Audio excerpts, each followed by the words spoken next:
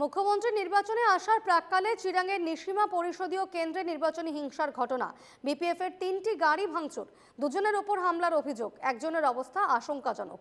রবিবার রাতে 9:30টার দিকের এই ঘটনাটি আইপোয়ালি ডম্বরু বাজারে বিপিএফ এর কার্যালয়ে ঘটনাটি ঘটে।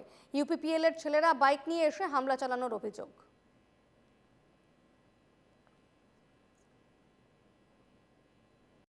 ঘটনা মানে এনে এইবিলাক ইউপিপিএলৰ মানুহ আহি আমাৰ তাতে কৈ আছিলে যোৱাকালি যে জেম ছাৰক কি কৈ আছে এইবিলাক কৈ আছিল মানে আমাৰ জেম ছাৰক কি দোষ আছে এইবিলাক কৈ আছিল এইবিলাক আৰু এজনে পেচেণ্ট হৈছে তাই কৈ আছে আমাৰ জেম ছাৰক কি গল্টি আছে এনেকৈ কৈ আছিল। তাকে এতিয়া আহি পিছন ফালে আহি কেতিয়া মাৰিলোঁ এতিয়া মই দেখাব নাপালোঁ আৰু গাড়ীটো চব ভাঙাই দিলোঁ আৰু তো আছিল অফিচৰ মানুহ সবেই আছিল মানে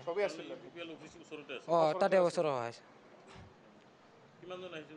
তথাপিও এইবিলাক 100জন মান প্লাছ হ'ল হয়। এইবিলাক 3টা গাড়ী ভাঙাই দিছে। চিৰিয়াছতো একজনটো হাতত লাগিছে। আসল ঘটনা মই এইফালে আছিলোঁ, আমটেকা মালিবিঠা ছাইডত আছিলোঁ। যেতিয়া তুলসীজোৰাত আহি পায় তেতিয়া খবৰ পালোঁ যে আমাৰ 3টা গাড়ী য'ত আমি বহি আছোঁ, আমাৰ মানুহবিলাক বহি আছে, ল'ৰাবিলাক বহি আছে। ইলেকশ্যনৰ সময় অফিচ, এইটো ইলেকশ্যন অফিচ আছে, তাতে বহি আছিলে। হঠাৎ 100-150জনমান মানুহ আহি পেলাই পূৰা মানে অস্ত্ৰ দি হুজুৰি কিবা এই খুটাৰ কিবা কিবি দাও চাও লৈ পেলাই পূৰা গাড়ীটো একবাৰে আহি পেলাই এটেক কৰিছে। আৰু আমাৰ এজন ল'ৰা, আমাৰ উগুৰি প্ৰাইমাৰীৰ প্ৰেচিডেণ্ট মতিছ ব্ৰহ্মৰ ল'ৰা চানচুমা ব্ৰহ্ম, তেখেতক মাথাত মাৰিছে। এতিয়া লোৱাৰ আছাম হস্পিটেলত চিৰিয়াছ হৈ আছে তেখেতে। তো মই প্ৰশাসনক কৈছোঁ যে কণ্ট্ৰল কৰি আছোঁ আমি, আমাৰ মানুহবিলাকক ৰিপাৰ্কিশ্যন হ'ব। এটেক যেতিয়া কৰিছে আমাৰ মানুহ এটেক কৰিব বিচাৰি আছে।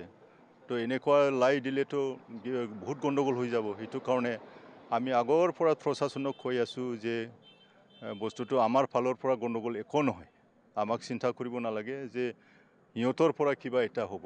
যিহেতু তাতে বাওকুংগ্ৰীটো ফেৰেংগাই গণ্ডগোল কৰি আছে, ফেৰেংগাৰ মানুহ, আৰু আজিও ফেৰেংগাৰ মানুহে কৰিছে, ফেৰেংগাৰে নিৰ্দেশ। এইবিলাক গোটেই ফেৰেংগাৰে নিৰ্দেশ নহ'লে কেনেকুৱা এনেকুৱা ঘটনা হ'ব পাৰে।